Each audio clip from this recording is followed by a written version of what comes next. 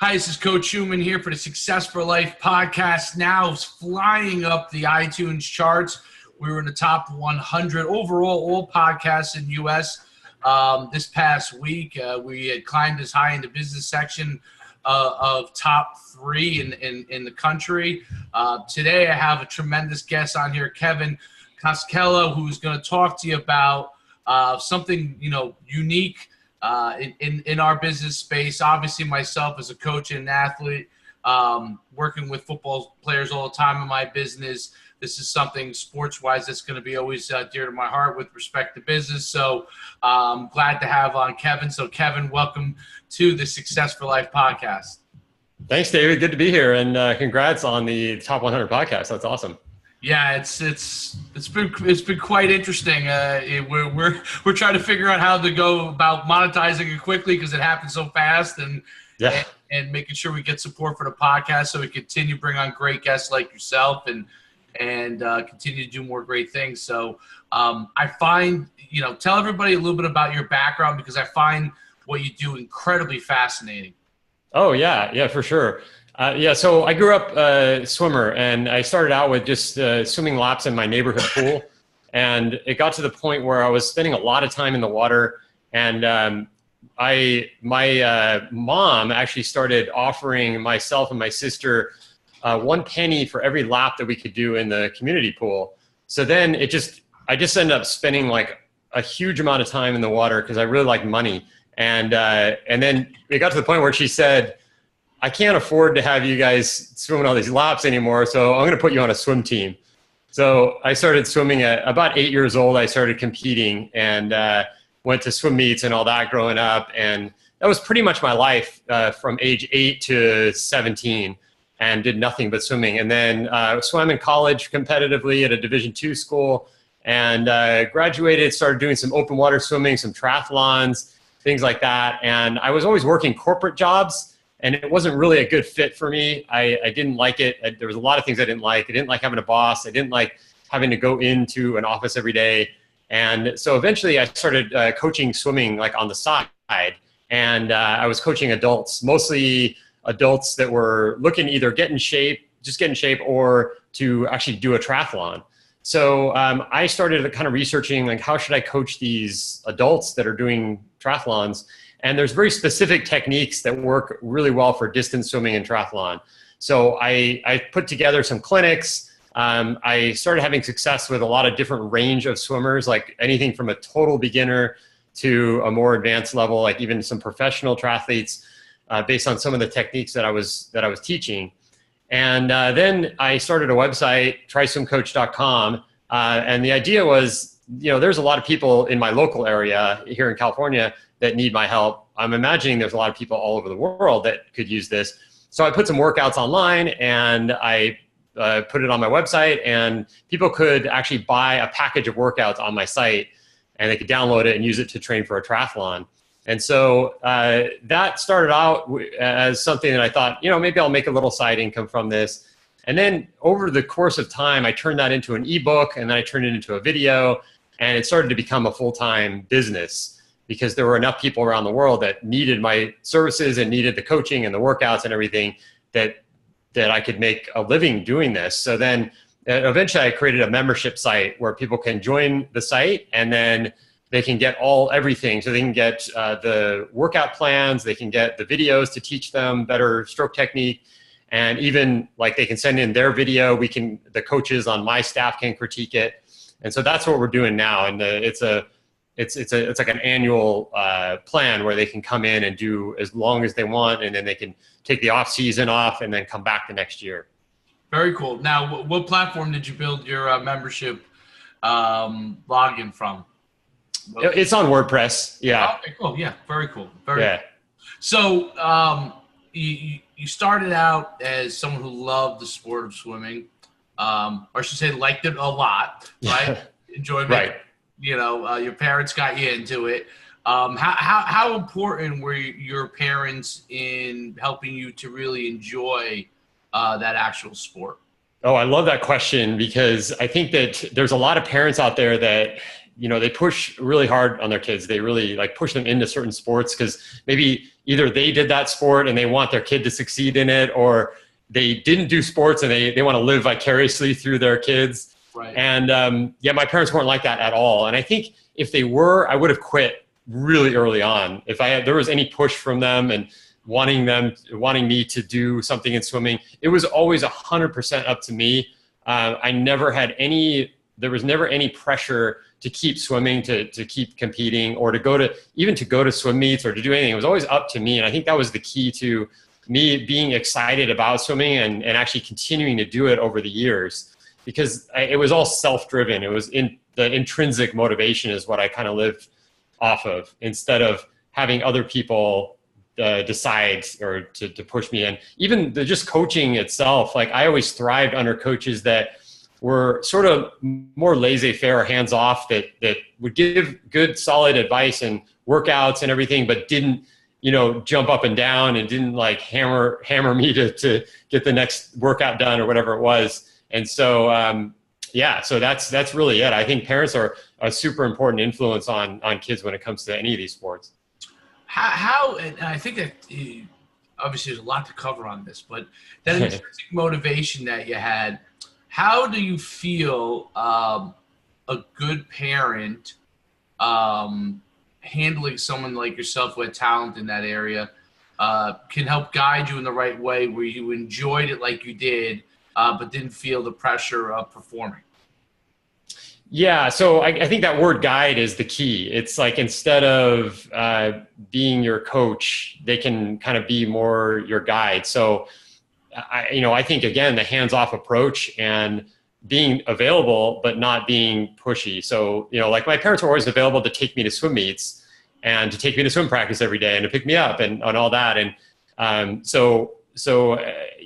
I think it's just important to have something in your life as you're growing up to be able to, kind of dedicate yourself to. And it could be a sport, or it could be a hobby, or it could be, a musical instrument or something like that. But yeah, I think, allowing your kids to experience all of the above and see what they gravitate towards is the thing, because you never know. I mean, like I did everything. I did soccer, basketball, baseball. What else? I mean, I tried everything. I did all kinds of musical instruments, and nothing really stuck besides swimming. I even did running for a little bit, but swimming was the thing that just somehow took off. And, I'm so thankful that it happened that way. Yeah, absolutely. It resonated for you.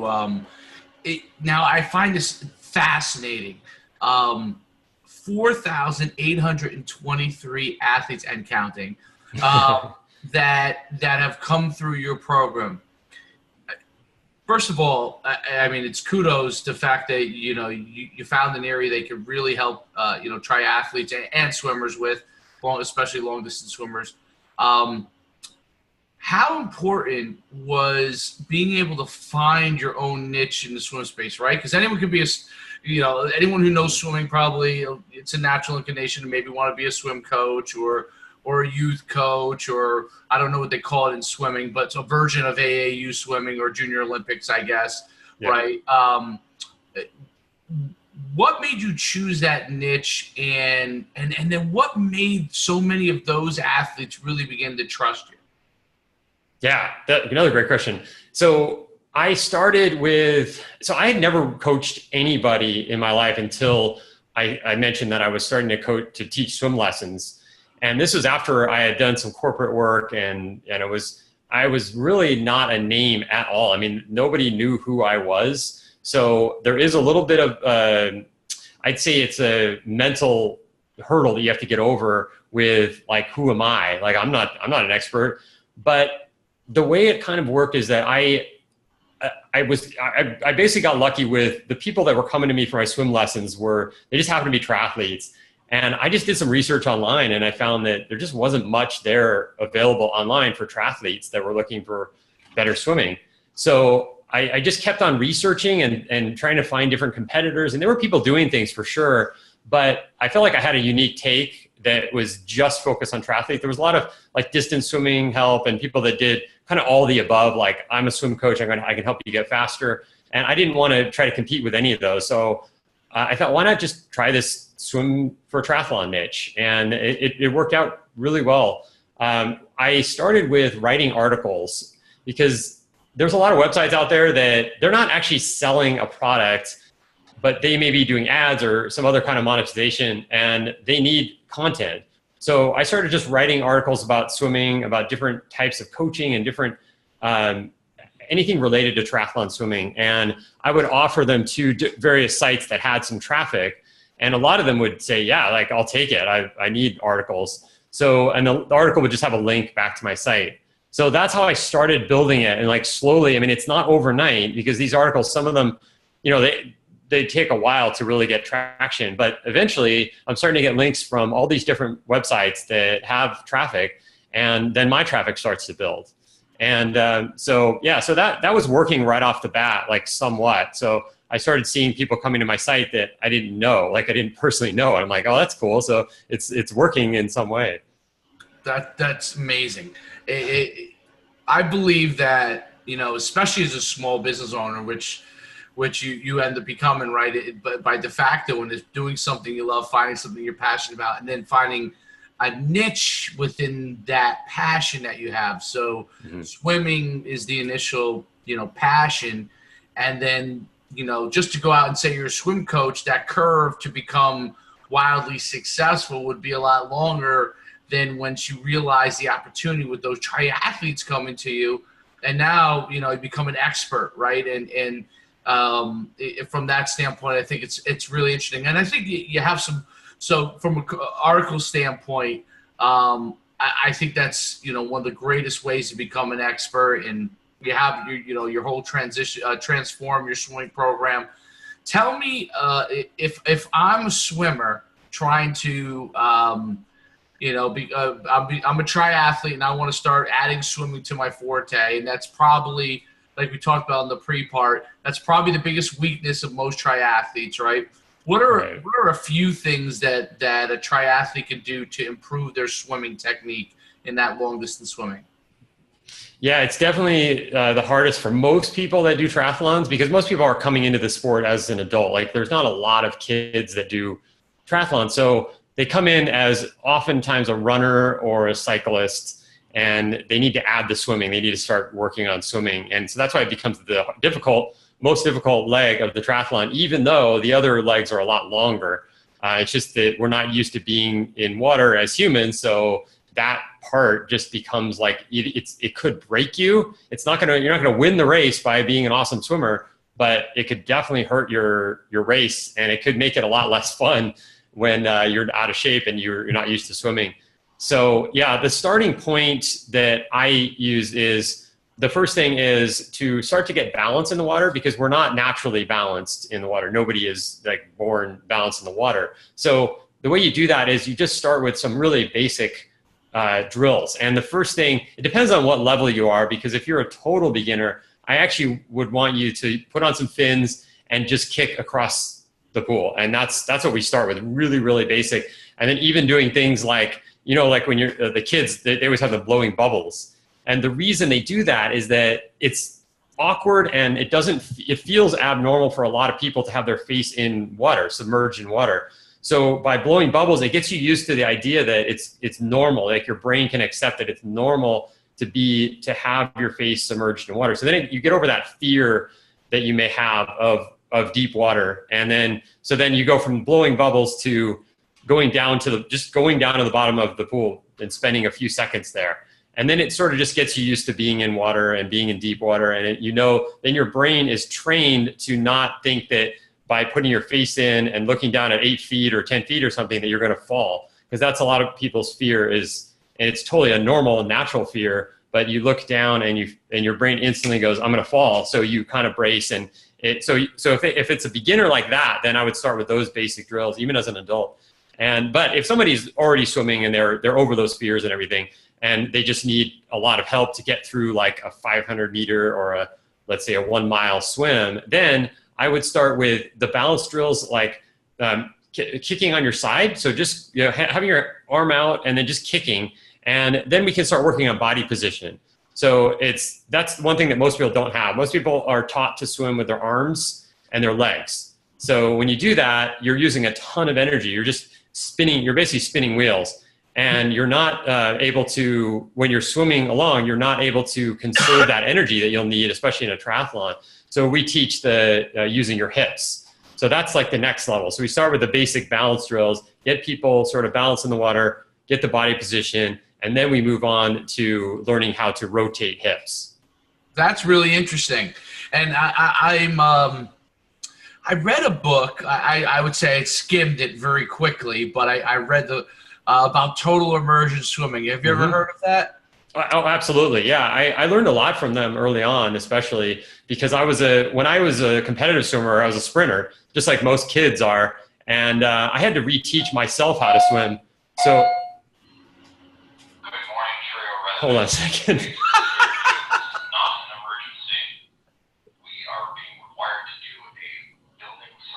Sorry about this. Huh. Please, for the next 20 minutes, we will have to cycle the alarm on at least 3 floors in the building. Can you hear this? Yes. We have to do the entire building also. This is not an emergency. This is a test. Wow. Again, we have to cycle the building alarm over the next 20 minutes. When we are finished, I will make another announcement to let you know that we are clear. Again, I apologize for the inconvenience of this, but we are required to perform this test. Thank you. I had no idea about this. I didn't even know there was a speaker. I'm in a new condo building, and I guess things happen. So what are they doing? They're doing a test. I guess so. Yeah. I didn't. Yeah. Well, we could just try to work through it. Yeah, we'll work through it and then see what happens. Yeah. Okay. Say that's good. That's good footage right there. Yeah, that's a good outtake. Oh man. Oh, absolutely. So we'll deal with it as it comes.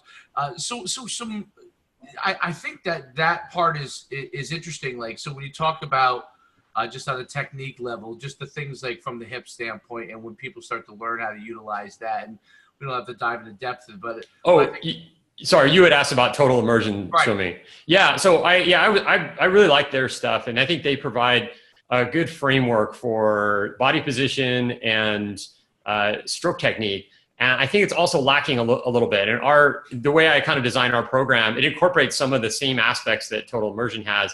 But then I took some other coaches into consideration, because I think with swim coaching, just like golf or other sports, there's all these different opinions about what exactly you should be doing. And there are some controversies out there. So I like to take from the best coaches that I know of out there and take the good that I think is the best from each of them and incorporate that into the swim stroke. But the basic, they teach how to balance and then rotation of hips, and they don't get into the pull as much as I would like to see, but that's something that we kind of fill in. Yeah, the pull enables you to be able to propel down farther, right? Longer stroke. Right. Exactly. Less energy, but more energy efficient, right? Yeah, exactly. You got it. Besides football, I coached track and field for a long time. And I was a sports coach, so we're always trying to get people to be more efficient. A lot of those principles got us make those same things. So it's really interesting. Now on the some of the triathletes, what are some of the triathletes? What they have accomplished? Some of the athletes that you've worked with. Yeah, so the most exciting are actually the pure beginners. I mentioned that. Like, I like seeing people that are really just starting out and then helping them to get to their goal, which a lot of times it's just completing a triathlon. So some people actually want to finish in the top, whatever, of their age group, but a lot of people, they come in and they want to complete a triathlon. And so to get them from zero to finishing that triathlon is, I think, the most exciting. And so, yeah, I would say that I can, think of a few people that were just starting beginners and really hadn't done any swimming in their life. They're like 35 years old, something like that. And they come to me, and then we get them just on some really basics and get them off to a point where they can finish a 1 mile swim. They're not going to do it fast, but they can finish it and then do the bike and the run after and have a great time. And I think that's the most fun. I mean, there are definitely people that are really competitive. They want to beat their times and they want to move up in the rankings and all that. And that's great. But I think that when you think about it, like any sport that you start at a very low point, and the most exciting is when you're making those leaps and gains, like right at the beginning. Later, you're making small gains, and it can be fun, but it's not as thrilling as that beginning part where you're just like, wow, last week I couldn't even swim 100 meters. Now I can do a whole 500 meters, stuff like that. Absolutely. That increased, that curve right in the beginning is so great, right? They learn so much. They get some real massive improvements. So that has to be tremendously rewarding. Let's talk about the business side of it. So what are some of the challenges that you've had? I mean, obviously you're working with a lot of the athletes now. What were some of the challenges you had in getting people to buy into your program? Well, I'll start with the early on challenges, and then I'll go up to more recent. So the first thing was I wasn't technical at all. Like, I didn't have a degree in programming. I didn't even really know HTML when I first started online. And then I was trying to sell workouts online, and I connected to PayPal. I was successful with that. And then I put the site up they could download this workout guide. It was a PDF file at the time. And I left for a trip when I first put all that up, and I hadn't checked my email in a couple days. And then I got on my email.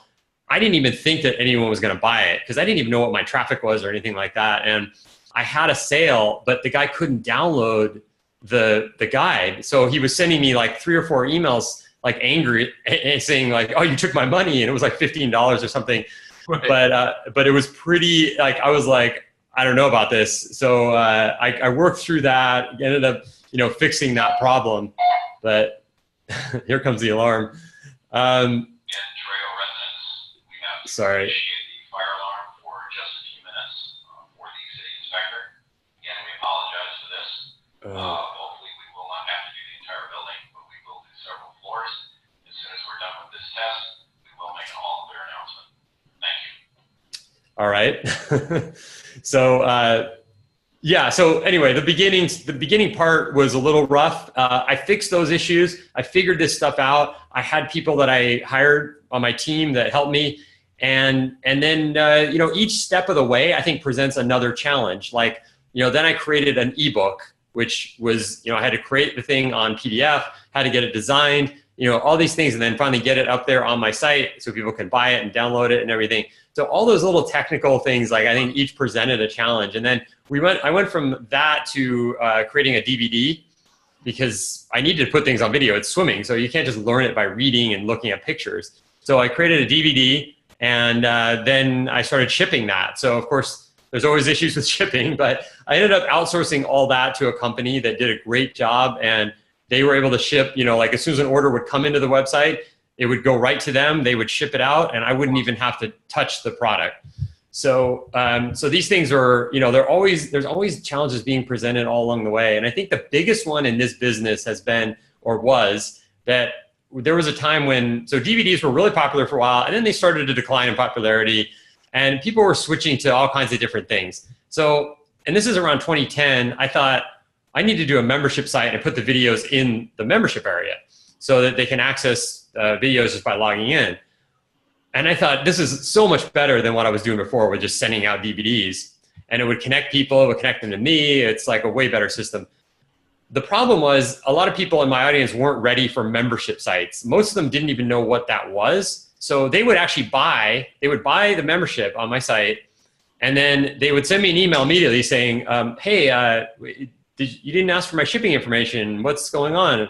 Like, they didn't understand that they actually got the login, but they didn't understand that you log in to get it. So I was sending a lot of emails saying, hey, it's actually a membership site. You can access all the videos in the course. And so that was the first year, I think. It was like a lot of that back and forth of understanding.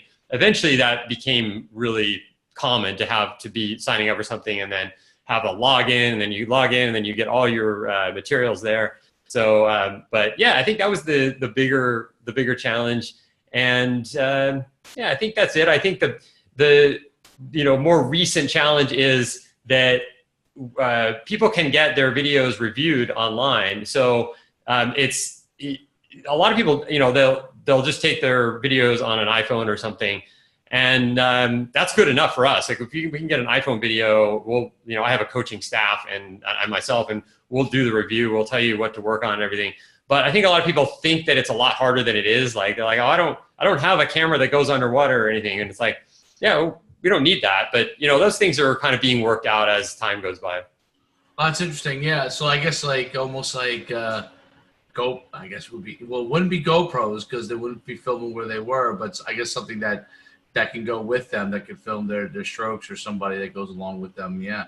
That's really interesting. So so was the growth to getting 4,800 customers, what did that look like? What how did that's a pretty good scale, especially for the niche marketplace that you're in. What did you do to scale from that standpoint? Yeah, so I mentioned the articles, and I was able to get from not being anybody, like no one's ever heard of me, to becoming that expert. And so I started out of doing articles for one site, they actually asked me to host some of their, they had these weekly chats. And so I was like the host of this chat. It was like a swim chat, and it was for triathletes. And so that really helped to get my name out there more, because then every week he would put my, you know, he'd say, Kevin is going to host the chat on Monday night. And so I had a group of people that we would sit and chat and talk about swimming.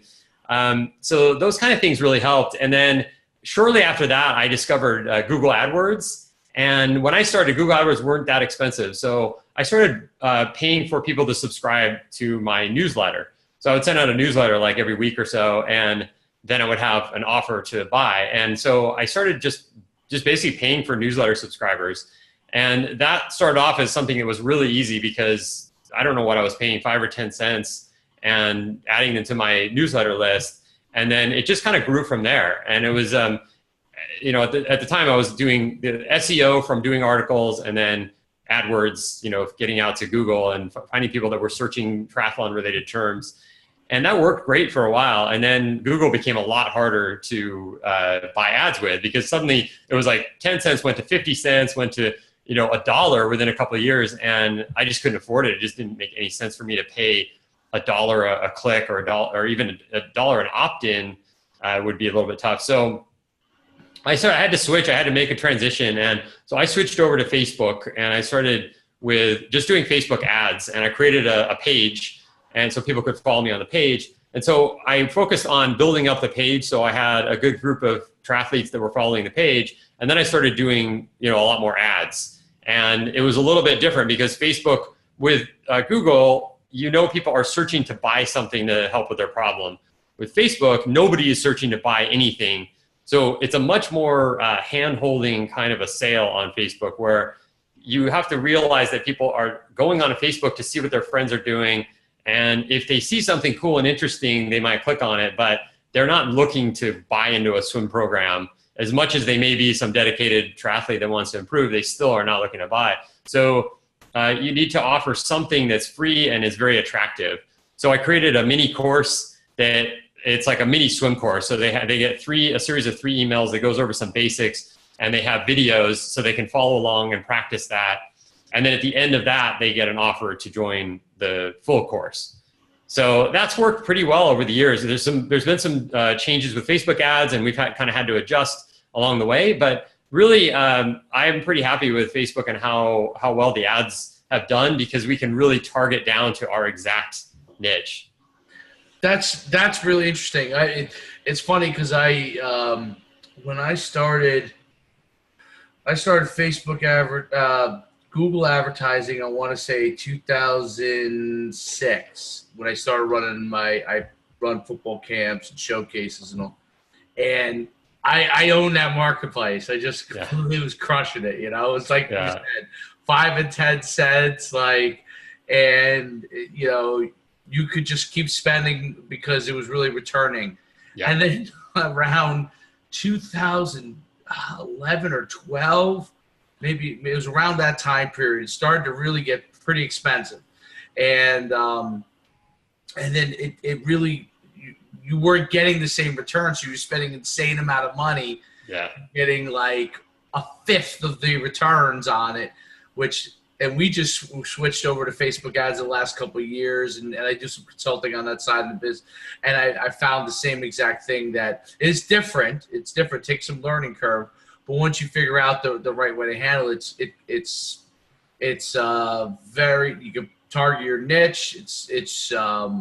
You can really target your location, your demographic, all these different things, and start to get a ton of leads, which I think is really, really great, and transitions in the business, which is really interesting. So I found it interesting. I wonder, I guess Google must be making tons of money from it, but I think search is going to continue to evolve and things like podcasting are becoming more popular, and voice and all those kind of things, and getting your messaging out. I'm curious to see how all that kind of stuff gets aggregated in the future. But yeah, I know exactly what you're talking about. The Google.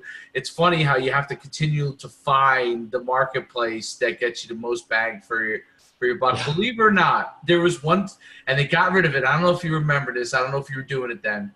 I can't remember what years it was. But Google Ads at one point was doing, allowing you to take your video and then place that on television at a fraction of the cost. I don't know if you remember that. Yeah. At a fraction of the cost. And one of the things that boomed our business is I invested a ton in that, and it hit. But then all of a sudden, I don't know if it was the networks or the cable, or they did not want Google putting those ads. Maybe it was the quality of the ads. I'm not sure. But they took it away from Google, and Google just shut it down. That business-wise, if someone ever was able to do that again, yeah, it was the absolute home run. It was like, especially with the OTT stuff now, right? Yeah. But it was that was an amazing thing. So I find it interesting how you have to continue to always evolve your marketing strategies in order to land people. How much direct contact do you have to have with your customers? Do you have to get on the phone with them, or is everything evolved on your website and through those parameters? Yeah, no, I actually don't have a whole lot of contact with, I'd say with the customers, I do have some contact because I'm available. We have a Facebook group and I'm available there. I'll answer questions here and there. We also have other coaches that monitor that group. So it's not just me, but that's somewhere where I do interact with customers. Now, the process of somebody coming to the website and looking, downloading or signing up for the newsletter and then eventually buying, I don't have a lot of interaction with them. I send out an email about 3 times a week. I'm emailing my lists, and usually there's a theme to each email. And one of them is written by me. So I do send out 1 email a week myself, and then I have 2 coaches that send out the other 2. And so occasionally I get into a discussion with somebody, like they'll reply and, we'll go back and forth. But for the most part, it's hands off. I don't have a lot of interaction with the subscribers or the customers. And and I also have people that handle some of the things. Like I have a support person that any kind of customer service or support or anything handles that. I have a partner that handles the shipping, any kind of we don't really ship anything anymore, but it's more like the things that are a little bit more technical, like if someone can't download or if they're having issues with a credit card or something like that. So we have all of that is covered, and I'm not super involved in any of it. How'd you find the people that you thought would fit with what you're doing and continue to get them, especially as you're growing, right? As a small business owner, as you continue to scale up, obviously those costs in some cases take away from your profits. You're trying to figure out how to balance all that, right? How did you figure that part out? Yeah, so I initially, because I didn't have a technical background, I just went to this site called elance.com and had them build a website. And I hired somebody there to build a website. And I think it was like $100. And the site was really not very good. It was actually pretty bad, but it got it done. I got the site up there. And then as I made some more money, I upgraded the site. I hired a local designer to build a better website. And then it's just been a series of, for a while, I was just hiring people per project and mostly finding them on Elance. Now it's called Upwork. Same idea. You can find people from all over the world and all different kinds of price ranges, and so you can get things done very inexpensively. And So, for me, for a while, it was just kind of like piecing it all together with different virtual assistants. And then I met somebody that when I was doing my first video, I met someone that was helping me.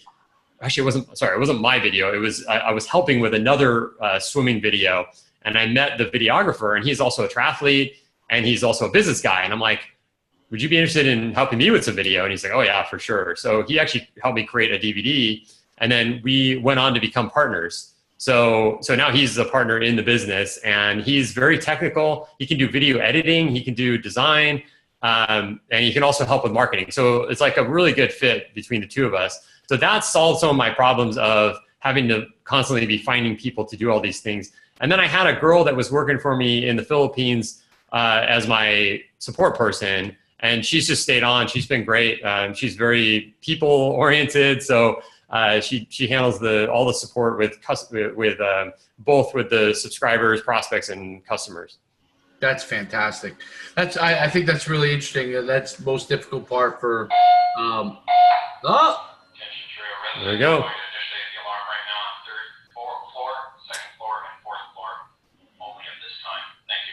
Okay, that's good. I'm not affected, so we're good. I think that's fantastic how you put together that team. As you scale, and you scale it accordingly. With respect to where you see it going for the future, and I guess, and then I want to definitely get, all the web, Try Swim Coach. I want to make sure everybody has the information they can find you. Where do you see what you're doing going next, and where do you see it continuing to grow? Yeah, so I'm actually in a transition right now as far as what we're doing with Try Swim Coach. One of the areas that we can improve on is when someone joins the membership, sometimes they get confused on where to start because we give a lot of information. I mean, it's like we have workout plans, we have the start point if you're a beginner, we have open water swim training, we have strength training, we have all these different things, which that was my goal with the membership side, is to add different aspects of training. And but I think that people have gotten a little bit overwhelmed when they join. They're like, okay, I don't know exactly where to start. So I'm restructuring it so that it's very obvious and simple and easy to join, and you know exactly where to go. And I'm also adding some features. So I'm going to make it more personalized because I think that's one thing that's missing. So when they start, they will get attention from me and the other coaches. And so they can set up a time to chat, and then we'll go over, they'll send in a video right away. So we're going to start at a point where we understand that person, that individual, instead of making it just, this is the program for the masses. We're going to try to understand each individual that joins. Now it's going to be a little bit more expensive to join, and we're going to make it an annual membership so that if they want to keep going year after year, they have to resubscribe. And so it's going to be a little bit more exclusive than it was before. Whereas now we're kind of accepting anybody that wants to join, they can just join. We want people that are really dedicated, that actually want to put in the time and energy and effort to improve themselves in this area. And if they're not interested in that, then, we just don't really want them in the program. So I'm being a little more selective on who joins. That's the big difference now, because we're giving all this extra attention to them. So that's where I see it going. I see it more as a tool for somebody that is super dedicated and isn't just taking it lightly and just like, oh, I might get to this someday. It's more like, no, I want to do this right now. Yeah, I think that's a big thing too in the marketplace. Is like, if you're able to definitely charge more because you're giving better service for your customer, you can give them more, and I think the people that end up coming back to you are people that you want as customers. And it's one of the things I've always learned. Like, we had huge mass reach. We're averaging like 20,000 customers a year at one point. And then we started transitioning because of our industry transition, and we started transitioning to two programs: the programs that were low cost and had the mass reach, and then the programs for people that want to get more service. And we found that those customers, believe it or not, are happier. Yeah. They can get, even though they're paying more, they're getting more for their dollar, and the people who are paying less seem to be always unhappy. That's exactly. you know, and they weren't paying very much to begin with, and you're almost basically, you know, you're not making any money off of that, but they don't realize that. Right. But the people that you actually make money with, it's like it goes hand in hand because you're able to provide them with great service. Attention, Trail residents. All right, one more announcement. We're clear. We do not have to test the alarm anymore. Again, we apologize for the inconvenience. Wow. This was just a test. There is no emergency in the building at this time. Again, the panel is now clear. You can go back about your business. Thank you very much. All right. There we go. Kevin, this is definitely 2 videos too. One is our cut-off video who bought all the good stuff, and there's definitely the Dave and Kevin outtake video. Which Yes, that's right. Glad I could help with that. Makes it more entertaining. I'm sure that'll end up getting more views anyway, right? Yeah, exactly. People like that kind of stuff. So I think that, you know, to really wrap it up, I find what you're doing absolutely fascinating. I want to make sure, you know, first of all, you know, just like what you're doing here, everybody can find, especially like in sports, what I've found, instead of always having to try and, you know, be another coach that's out there, or you know, it goes for football, it goes for swimming, it goes for track and field, whatever it is, finding a niche that you can really excel at and become an expert in, and really allows you to have tremendous success because you can really service your customers in a way that nobody else can, and you really truly become the expert, and you have, and I think it's amazing what you accomplished, and you continue to accomplish a lot more. Tell everybody where they could find you, they could reach out to you, and your podcast as well. Oh yeah, well, thank you. I appreciate that. It's great to hear. And I think one thing to keep in mind too is that we're coaches, and in this whole world of coaching sports, there isn't as much competition as it might seem. Like like with swimming coaching, most swim coaches I know are on deck coaching all the time. They don't have time to put together an internet business. So if you have an idea in this realm, most of your competition is not online. They're not like working on new products and new ways to help people. And even the competition that you can see, that you're aware of, rather than look at them as competition, you probably can also start something in the same realm, but just do it a little different way and have a great business. So I just wanted to make that part clear. Yeah, so how they can get a hold of me. So the website is triswimcoach.com. And yeah, I'm on Facebook, Twitter, at triswimcoach on Twitter, and also on Instagram. And then what else? Yeah, if you want to send me an email, that would be awesome. Kevin@triswimcoach.com. Perfect. Kevin, thanks so much for coming on. This has been tremendous podcast, fascinating. I've learned a ton. I think the listeners really learn a ton. And we also are glad to know that your building is safe. Yeah. Yeah, that's awesome. Yeah. Well, thanks, David, for having me on. I appreciate No problem. No problem. I'll let you know if there's any more emergencies. Absolutely. Have a great rest of the day, and we'll see you real soon. Kevin, thank you very much for being on. Have a great day. Thanks, man.